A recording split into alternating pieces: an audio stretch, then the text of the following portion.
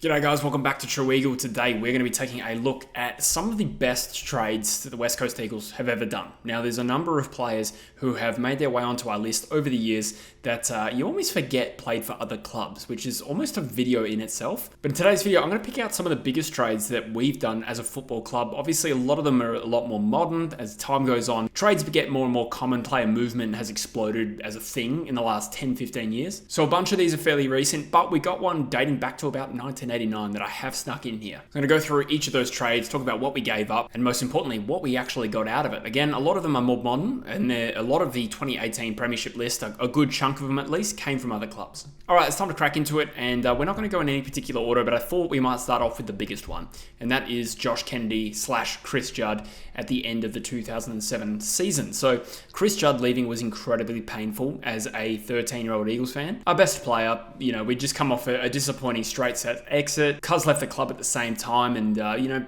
players requesting trades back home wasn't as common as it is now, and it just felt like the biggest betrayal ever to my young, undeveloped mind. But it was really important that the club would get as much as they could out of this potential deal. And, like many other deals, we were beholden to pretty much wherever Chris Judd wanted to play. And back then, you couldn't even trade future picks. So it was really important for us that he went to a club that could actually pay something reasonable for him. He ended up obviously choosing Carlton, and we got picks 3, 20, and young East Fremantle key forward Josh Kennedy. From memory, Carlton had pick 1 as well. They weren't willing to give that up. We pushed to get Josh Kennedy in the deal. Josh Kennedy didn't particularly want to come home, but we talked him into it. I've read elsewhere that had we had pick 1 instead of taking Matthew Cruiser, it was more likely we might have gone Trent Cotchin, so that would have been pretty good. But regardless, we've done very, very well out of this deal. So obviously on the Carlton side of things, Judd did have a good career there, and fixating on whether or not we won the trade is not too important to me. What mattered most was just being adequately compensated for losing the best player in the game at that time, and I would definitely argue we did, because you look at Josh Kennedy's career, 8-time leading goal kicker, 3-time All-Australian. He won Coleman's in 2015, 2016, was huge in 2018 as well, kicked a late goal that almost seems to get glossed over. He's also gone on to be our all-time leading goal kicker. And then the Steak Knives was a 215 game player. Chris Maston, another Premiership player. Tony Knott was the other player we took with the pick 20 selection. He only played a couple of games, but to get 2 Premiership players and to ultimately win a Premiership with those players, you'd say that we did pretty damn well out of that deal, which is, again, not to gloss over the fact that Chris Judd was a really good player at Carlton.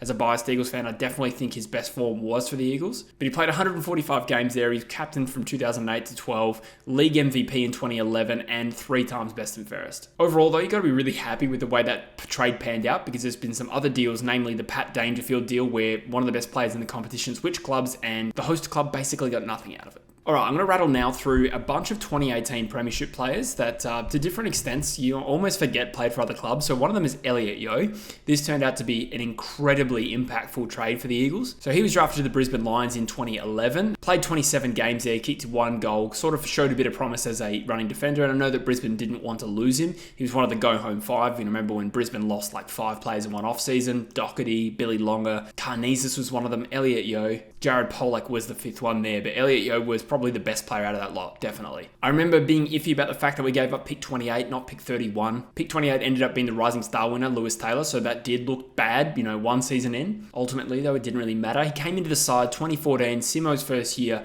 looks great as a running defender, and then 2015, he was unreal. He'd moved from that sort of running defender position into the more of a midfield forward position. I remember he kicked a bag of 4 against GWS. Then he sort of moved back and forward. I think in 2017, he was an All-Australian defender. Then in 2019, he was picked in the All-Australian team as a midfielder. So to be a dual position All-Australian is a feat in itself. He was also best and fairest in 2017 and 2018. So to be best and fairest in a Premiership year, Elliot is definitely one of the best Eagles of his generation. Let's talk about Jamie Crips, another player that you almost forget played at another club, but similar to Yo, he spent 2 years at a different club, was drafted to St Kilda in the 2010 draft in the 2nd round, if I'm not mistaken, and the deal we got for Crips was really, really good. So we gave up 40 and 43 in that year's draft. We got back 45 in Crips. So we basically gave up pick 40 and a slight upgrade. If I'm not mistaken, he was drafted as a halfback flanker. Looking at the stats, he must have played forward at St Kilda because he kicked 16 goals from 16 games, showed a bit of promise. And to be honest, I was a little bit of a slow burn on Jamie Crips. I wasn't completely sold at first, but he's turned into one of the most underrated Eagles of the modern era, I would say. A lot of the stuff that he does well happens off screen, and if you're not watching Jamie Crips closely, you won't notice, but I'll give you a few numbers. He's an absolutely elite tackler inside 50, certainly in his prime. In 2015, 2017 and 2018, he was either first or second in the league for these stats. 2015 was the year I reckon he really broke out when the Eagles surged up into being a grand final team. He was absolutely unreal. Not only was he just a prodigiously accurate shot on goal, but to average 5.6 tackles a game in 2015 as a defensive forward is absolutely unreal. As time goes on, I think Jamie Crips will be one of my favourite Eagles. Let's talk about Jack Redden. This turned out to be a fantastic trade for us. So at the end of 2015, we decided to top up by going for Lewis Jetta, who we'll talk about shortly, and Jack Redden. We needed a little bit of a pace on the wings. We also needed another inside mid. We gave up pick 17 for Jack Redden. He played 129 games at Brisbane, and when he came in, I do admit that he really struggled for a while there. And some of that might have been role, like he was playing on a half-forward flank, he was playing on a wing. Back in those days, of course, we had a little bit more of a one-dimensional midfield, and as good as Matthew Prittis was, he wasn't able to rotate into other positions, and I think Jack Redden suffered as a result of that. Alongside someone like an Elliot, when Prittis retired and he was given more freedom to play in the midfield, he absolutely exploded. He came second in the best and fairest in a year where we won the Premiership, and was also voted player of the finals that year. A wonderfully consistent player, definitely a player I think we missed when he suddenly retired, and I would definitely go as far as to say we don't win the 2018 Premiership if we had never traded for Jack Redden. In that same offseason, like I said, we did pick up Lewis Jetta. He played 127 games with Sydney and was a Premiership player, and interestingly as well, was their leading goal kicker in 2012, or the year when they won the Premiership. And it's funny to think that, he didn't play a lot forward for us at all. There's no doubt that his career kind of flagged a little bit towards the end of Sydney there. And in the end, we got a pretty modest deal for him. We got Callum Sinclair go the other way. He came in, and again, similar to Redden, but for different reasons perhaps, he kind of struggled to make his mark early. I feel like it was the end of 2017,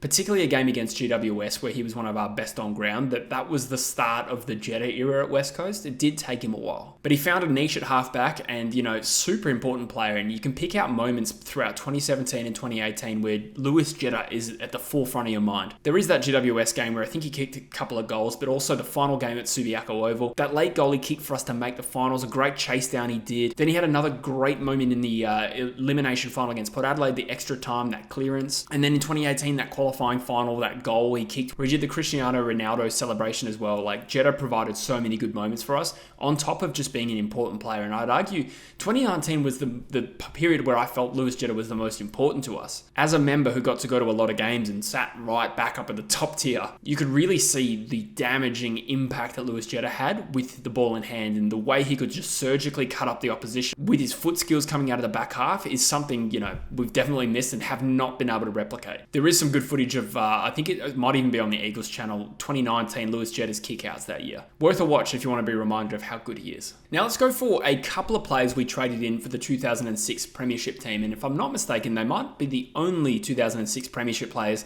that were traded in. Not including Stephen Armstrong, I believe we drafted him, but Tyson Stenglein was one of them. I'm pretty sure this was the end of 2004. We gave up picks 12 and pick 28, which sounds like a lot now, but draft picks weren't considered as valuable as they are now. Those players ended up being Danny Meyer, Chad Gibson. They went to Adelaide. West Coast got Tyson Stenglein, and after 106 games at Adelaide, what we were getting was a dependable, reliable midfielder, young West Australian player who would play 102 games for us, and just a really dependable, high-quality midfielder. Without being on the level of Cousins and Judd, he was a great support act and a good defensively sound, taller midfielder as well. I feel like I remember a story where he almost didn't play the 2006 grand final because he was violently ill. I think he might have had the shits. Something like that. So, obviously an important part of that Premiership team. And I will point out that there's a couple of other trades that same offseason that ended up being very impactful. So we traded Paul Johnson to Melbourne. We got pick 29.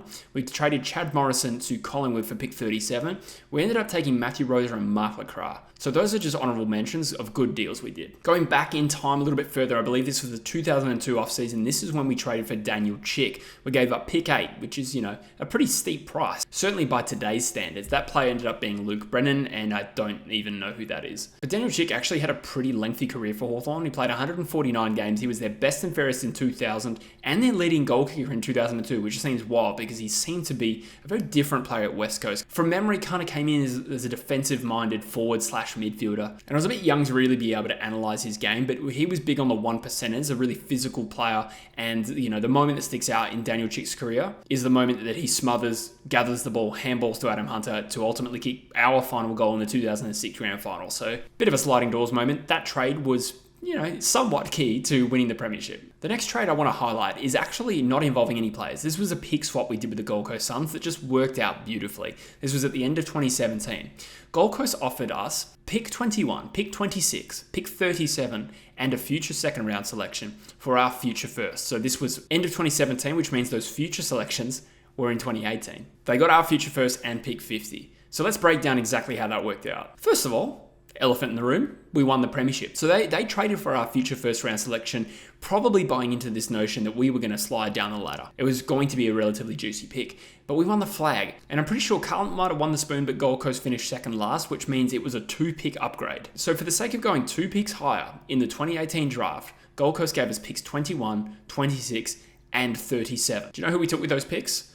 We took Oscar Allen. We took Liam Ryan, All-Australian and Premiership player, and Jack Petrocelli, who's still a best 22 player. So that goes down as one of Gold Coast's worst trades, but it has to be mentioned as one of our best. Before we finish off, I'll highlight 2 trades we did well and truly before my time of being an Eagles supporter. But got to highlight Scotty Cummings in here. We traded Jared Schofield to Port Adelaide. Now, I'm not going to say that we necessarily won this trade because Schofield went on to win a premiership with the Port Adelaide Power, but Scott Cummings won our only Coleman medal at that time in the season of 1999. He played for Essendon, he played for Port Adelaide, of course, he played for West Coast, and he played for Collingwood as well. He kicked 158 goals in 46 games for us. That is insane.